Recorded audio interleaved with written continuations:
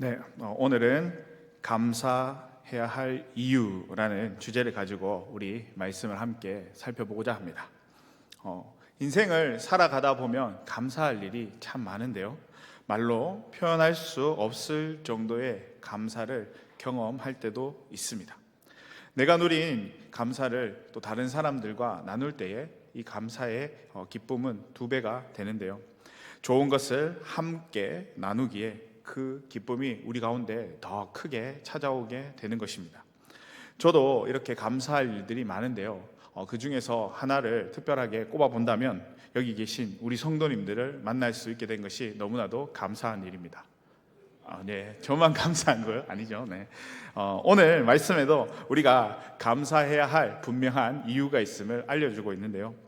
말씀을 통해서 우리가 왜 감사해야 하는지를 다시금 되새기고 날마다 주님 앞에 감사함으로 나아갈 수 있는 우리 서영교회 성도님들이 될 수 있기를 축복합니다. 일본의 유명한 기독교 사상가인 우찌무라 간조의 책을 보면 우리가 예수를 믿는 이유라는 이러한 글이 나옵니다. 이 글에서 우리가 예수를 믿는 것은 산을 피하기 위해서가 아니라 산을 오르기 위해서다라고 말하고 있는데요. 이 글에 적힌 내용 중에 이러한 내용이 있습니다. 참된 신앙은 현존하는 문제에 눈 감아버리는 신앙이 아니라 문제를 문제로 직시하는 신앙이다. 그러나 이 문제의 산에 오를 준비가 되어 있지 않는 성도들은 대개 인생길에 산이 가로막고 있다라는 이 사실만으로 두려움에 휩싸여 그 자리에 그냥 주저앉아 버리고 만다라는 내용이 있습니다. 이 글을 통해 알 수 있는 것은 신앙을 지키며 살아간다라는 것이 결코 쉽지 않다라는 것을 알 수 있습니다. 신앙을 지키며 살아갈 때에 찾아오는 어려움과 문제가 있기 때문에 쉽지 않은 것입니다. 오늘 말씀에 등장하고 있는 이 골로새 교회 역시 어려움과 문제에 직면해 있는데요. 어떤 어려움이 찾아왔는지 또 그 어려움을 어떻게 이겨냈는지를 우리 말씀을 통해서 함께 살펴보고자 합니다. 당시 골로새는 비옥한 토지와 온천이 많아 농업과 무역이 발달한 루커스라는 계곡 주변에 자리를 잡은 도시였습니다. 골로새는 이 계곡을 중심으로 목축업이 왕성하게 진행되었습니다. 그로 인해 양모를 통한 염색 산업이 활발하게 이루어졌고 또 경제적 풍요를 누릴 수가 있었습니다. 더 나아가서 그 지역은 동서양의 문물을 서로 나눌 수 있는 교차하는 그러한 길목이었는데요. 그 말은 골로새가 세속적 문화의 그 영향권에 있었다라는 것을 말해주고 있습니다. 그래서 잘못된 사상들과 그러한 혼합된 이단 문제들이 그들 가운데 있었습니다.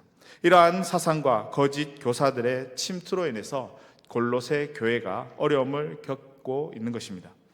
이러한 소식을 접하게 된 바울이 오늘 골로새 교인들을 향해 편지를 작성하고 있습니다. 성경을 보면 바울이 골로새에 방문했다라는 기록은 어디에도 찾아볼 수 없습니다. 이 사실을 알게 된 것은 바로 에바브라로 인한 것입니다. 7절을 보면 바울은 골로새 성도들이 에바브라를 통해 말씀을 배웠다라는 것을 알 수 있습니다. 에바브라는 골로새에서 160km쯤 떨어진 이 에베소에서 바울이 전한 복음을 듣고 회심하여서 그리스도인이 된 자였습니다. 그는 바울에게 복음을 듣고 난 후에 고향인 그 골로새로 돌아와 신앙 공동체를 세우게 됩니다. 이것이 바로 골로새 교회였습니다. 에바브라가 교회를 세움으로써 골로새 지역에 새로운 소망이 되었을 것입니다. 그러나 복음을 받아들였다라는 그 사실만으로 그들 가운데 존재하고 있는 이 현실적인 문제들이 해결되어지는 것은 아니었습니다. 이러한 점을 노리고 골로새 교회에 거짓 교사와 또 이단들이 침투하게 되는데요. 소위 영지주의라든가 유대적인 율법주의가 그들 가운데 들어와 거짓된 말로 그들을 현혹하기 시작한 것입니다. 인생의 모든 문제들에 대한 절대적 해결을 약속하는 종교단체에 대해서는 우리가 의심해 볼 필요가 있습니다. 건전한 신앙을 추구하는 단체는 주어지는 문제에 대해서 손쉬운 약속을 하지 않습니다. 오히려 자신에게 주어진 그 문제를 당당하게 접근할 수 있는 신앙적 방법과 그 태도를 알려줍니다. 그러나 이단은 인생의 문제를 간단하게 해결할 수 있는 거짓된 말로 그들을 현혹시키는데요.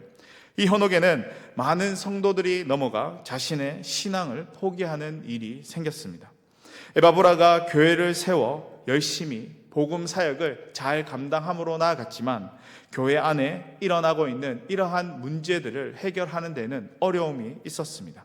이 문제를 해결하기 위해 로마 감옥에 있는 바울에게 편지를 요청했던 것입니다. 그리고 바울이 에바브라의 요청에 응답하고 있는데요. 골로새서 1장 23절을 보면 바울이 골로새를 기록하게 된 그 배경, 직접적인 배경을 언급하고 있습니다. 제가 한번 읽어보겠습니다. 만일 너희가 믿음에 거하고 터 위에 굳게 서서 너희 들은 바 복음의 소망에서 흔들리지 아니하면 그리하리라. 이 복음은 천하 만민에게 전파된 바요 나 바울은 이 복음의 일꾼이 되었노라. 아멘. 바울은 에바브라를 통해서 골로새 교인들이 신앙이 흔들리고 있다라는 그 사실을 알고 그들의 신앙이 흔들리지 않도록 격려해야 할 그 필요성을 느꼈습니다. 그리고 그곳에 있는 성도들에게 분명한 확신을 가지고 또 그 신앙을 지킬 수 있도록 편지를 작성했습니다. 골로새의 요지는 이렇습니다.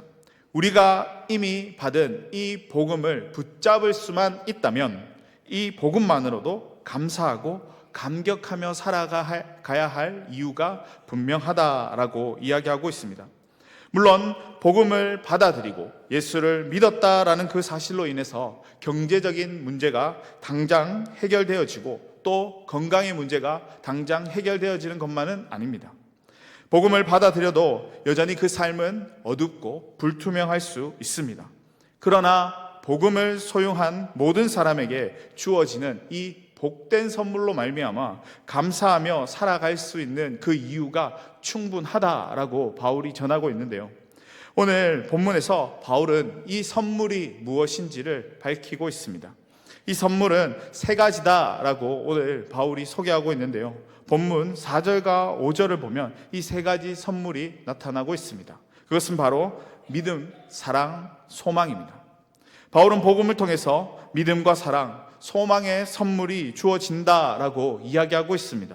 그리고 복음을 통해 이 믿음과 사랑, 소망을 얻었다면 우리를 둘러싸고 있는 이 어둡고 답답한 현실 속에도 불구하고 여전히 감사하고 감격하며 살아갈 수 있다라고 이야기하고 있습니다. 오늘 본문 말씀인 4절을 우리 함께 읽어보겠습니다. 시작. 이는 그리스도 예수 안에 너희의 믿음과 모든 성도에 대한 사랑을 들었으며. 아멘.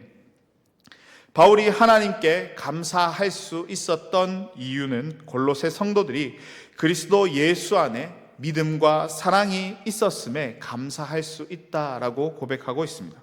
이 말은 골로새 성도들이 복음을 통해 그들이 그리스도를 닮아가는 삶을 살아가고 있다라는 것을 의미하고 있습니다. 이런 삶을 살아가고 있다라는 이 소식은 감옥에 있는 바울에게 너무나도 기쁜 소식이었고 또 감사할 일이었습니다. 골로새 성도들은 이 선물을 통해서 감사할 수 있어야 했는데요. 그래서 바울은 그들을 향해 너희에게 주어진 이 선물로 너희는 감사할 수 있어야 한다라는 그 사실을 오늘 전해주고 있습니다. 먼저 바울은 골로새 성도들을 향해 너희에게 믿음이 있기 때문에 너희가 감사하며 살아가야 할 이유가 충분하다라고 이야기하고 있습니다. 이 믿음은 하나님에 대한 변함없는 신뢰를 가리키는 것이기도 했습니다. 이러한 믿음이 있기에 어떠한 상황 속에서도 하나님께 감사하며 기도하며 나아갈 수 있기 때문입니다. 안타깝게도 오늘날 많은 사람들이 이 믿음에 대해 잘못 이해하고 해석하는 경우가 있는데요. 믿음의 대상은 강도되지 않고 무조건적인 믿음만 요구하고 그것을 강조하는 경우가 너무 많이 나타나고 있습니다. 이러한 모습은 우리 주위에서도 종종 일어나고 있는데요. 그러나 성경은 무조건적인 믿음이 아니라 예수 그리스도에 대한 믿음을 강조합니다. 이러한 이야기가 있습니다. 어떤 목사님이 한 청년의 믿음을 시험하기 위해서 이런 질문을 했다고 합니다. 자네는 무엇을 믿는가? 라고 목사님이 물었습니다. 한 청년이 한참을 생각하더니 이렇게 대답을 하였습니다. 저는 우리 교회가 믿는 것을 믿습니다 라고 대답을 했습니다. 그러자 이 목사님이 다시 그 청년에게 묻습니다. 그럼 자네가 다니는 교회는 무엇을 믿는가? 라고 물었습니다. 이에 청년은 제가 믿는 것과 같은 것을 믿지요 라고 대답을 했습니다. 목사님이 다시 한번 질문을 하는데요. 그렇다면 자네와 자네 교회가 믿는 것은 무엇인가? 라고 물었습니다. 이때 청년이 뭐라고 대답했을까요? 청년의 답은 이러했습니다. 우리는 둘 다 똑같은 것을 믿습니다 라고 대답했답니다. 이 이야기에서 하고자 하는 말이 무엇일까요? 바로 믿음 자체만을 강조할 때 생기게 되는 이 결과를 풍자적으로 이야기하고 있습니다. 이렇듯 성경은 믿음 자체만으로 구원에 이른다라고 가르치지 않습니다. 때문에 무조건적인 믿음이 우리를 구원하는 것은 아닙니다. 오직 예수 그리스도를 믿는 그 믿음을 통해서 우리가 구원을 받게 되는 것입니다. 이것은 구원자가 강조되지 않은 믿음은 아무런 의미가 없다라는 것을 말해주고 있는 동시에 예수 그리스도가 나의 구주로 믿어지고 또 그 믿음을 가지고 그 고백을 하며 살아갈 때에 비로소 구원받은 백성의 삶을 살아갈 수 있게 된다라는 사실을 말해주고 있습니다. 이 믿음의 고백을 통해 우리가 죄로 죽을 수밖에 없는 죄인의 신분에서 하나님의 자녀의 신분으로 변화되어지고 예수 그리스도 안에서 새로운 삶을 살아갈 수 있게 되었음을 알려주고 있습니다. 이러한 삶을 살 수 있게 된 것은 큰 축복이 아닐 수 없습니다. 골로새 성도들은 이러한 축복을 받은 자들이었습니다.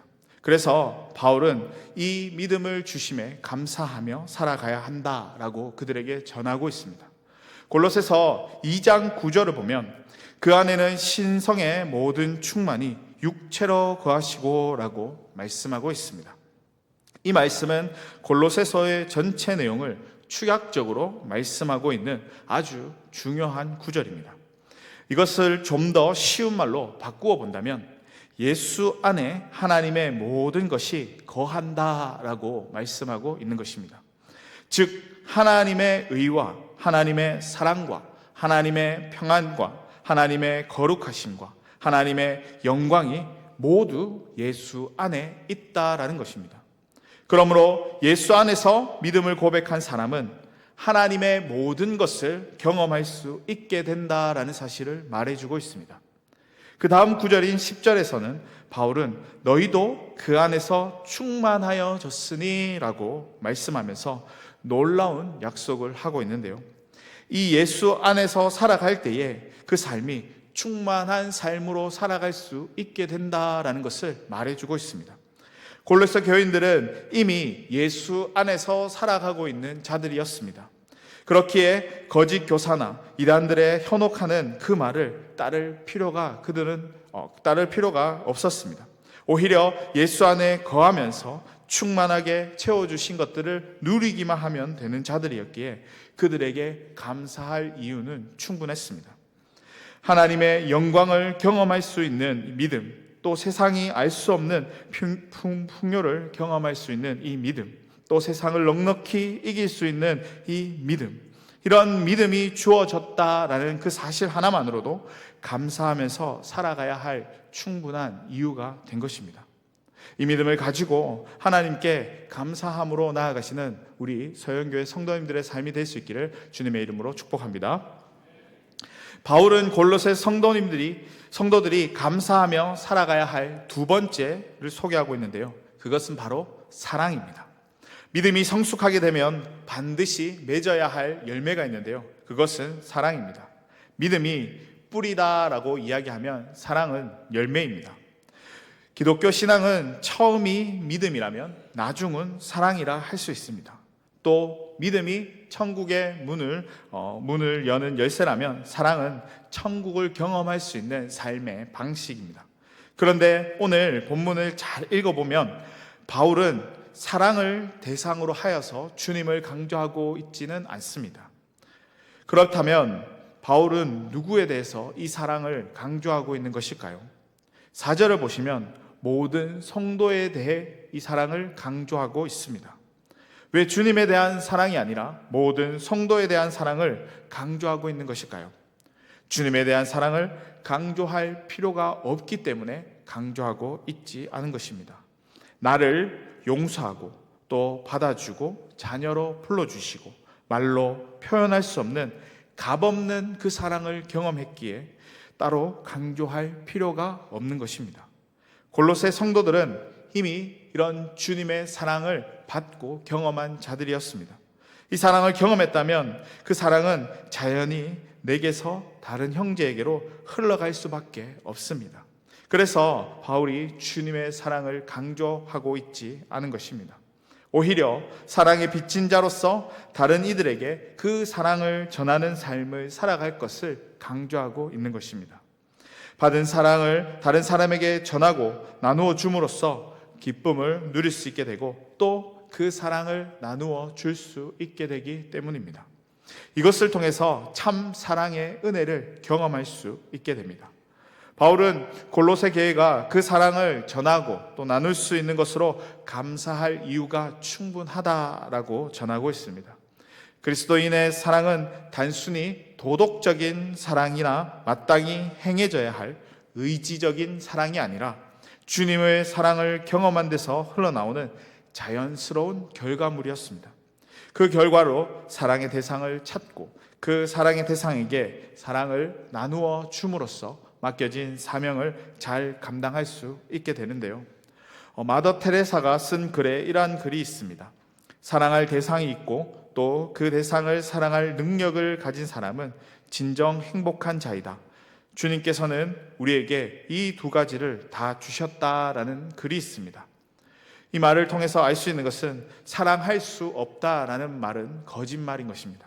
로마서 5장 5절을 보면 거듭난 그리스도인의 마음에는 성령으로 말미암아 하나님의 사랑이 부은 바 되었다라고 말씀하고 있습니다. 이것은 사랑을 안 하는 것이지 사랑할 수 없는 것이 아니다라는 것을 말해주고 있습니다. 하나님께서 우리에게 주신 성령으로 말미암아 우리가 주님의 사랑을 전하는 삶을 살아갈 수 있듯이 사랑하고자 한다면 얼마든지 사랑할 수 있습니다. 중요한 것은 사랑해야 할 대상을 찾아 이 사랑하는 것이 쉽지 않다라는 것입니다. 그럼에도 우리가 그 대상을 찾아 사랑하기 시작할 때에 그 삶의 기쁨을 누리고 행복을 누리는 삶을 살아갈 수 있게 된다라는 것을 이야기하고 있습니다. 우리 주위에는 사랑할 수 있는 이웃이 언제나 존재하고 있습니다. 사랑할 사람이 있고 그들을 사랑할 수 있는 것만으로도 행복한 사람인 것을 우리가 고백할 수 있게 될 것입니다. 우리를 둘러싸고 있는 어두운 현실에도 불구하고 우리는 왜 이렇게 감사하며 살아야 할까요? 바로 사랑이기 때문입니다.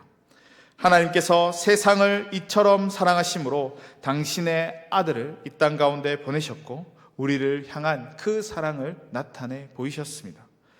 우리는 이 크신 사랑을 받았는데 이 사랑을 아무런 값도 없이 그냥 받았습니다.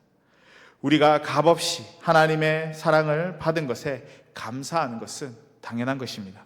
중요한 것은 이 당연한 것을 나 혼자 누리는 것이 아니라 받은 대로 전하고 나누는 삶을 살아가는 것이 필요합니다.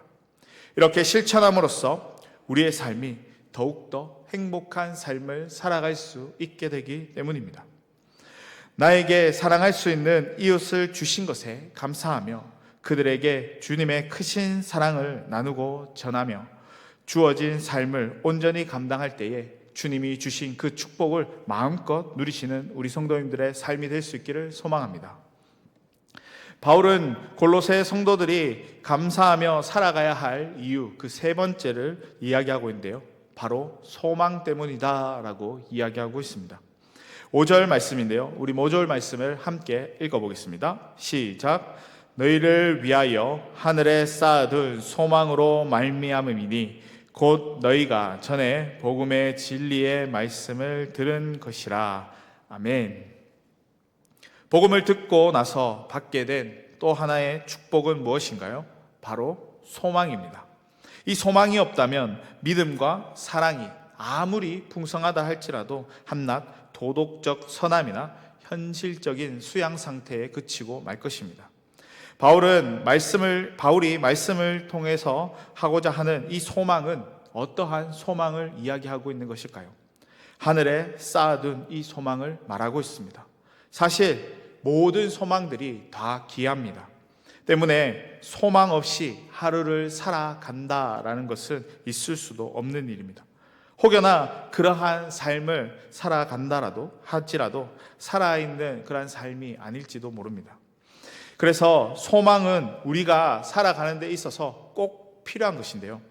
중세시대 이탈리아의 유명한 시인이었던 단테가 지은 서사시의 신곡에 보면 지옥의 입구에는 일체의 희망을 버리라 라는 글자가 새겨져 있을 것이다 라고 이야기합니다. 신곡을 보면 지옥이 어떠한 곳인지를 묘사하고 있는데요. 모든 희망이 단절된 세계, 그곳이 바로 지옥이다 라고 이야기하고 있습니다.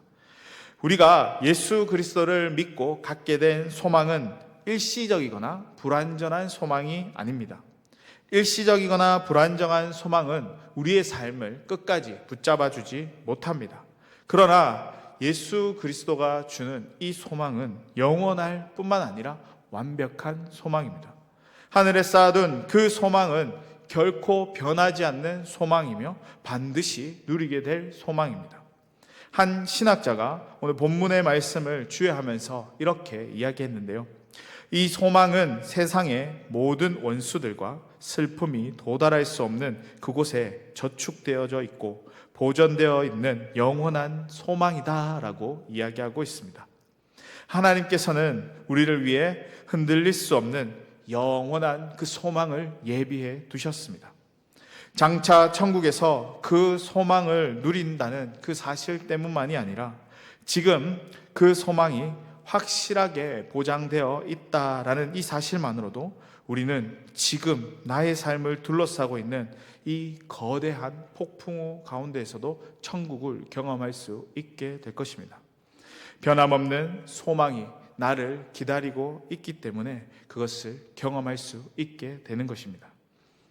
혹시 안네 프랭크의 집이라는 집을 알고 있습니까? 안네 프랭크의 집이 있는데요. 네덜란드에 있다고 합니다. 특별히 네덜란드를 여행하실 때 꼭 방문해야 하는 곳이라고 하는데요.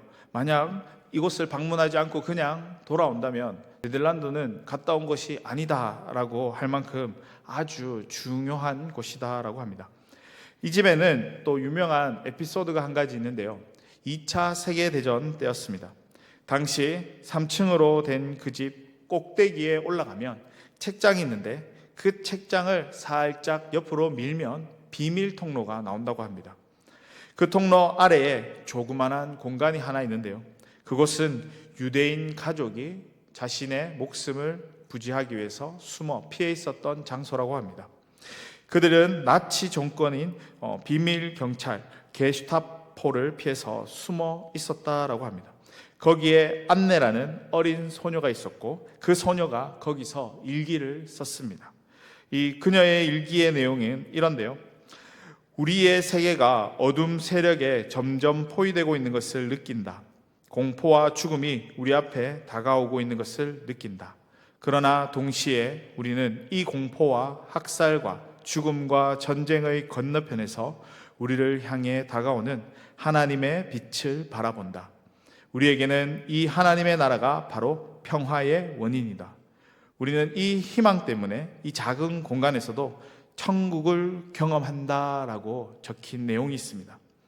안네는 자신 주위를 둘러싸고 있는 공포와 어둠이 있었음에도 불구하고 소망이 있었습니다. 하나님 나라에 대한 확실하고도 분명한 소망이 그 어린 소녀 가운데 있었던 것입니다.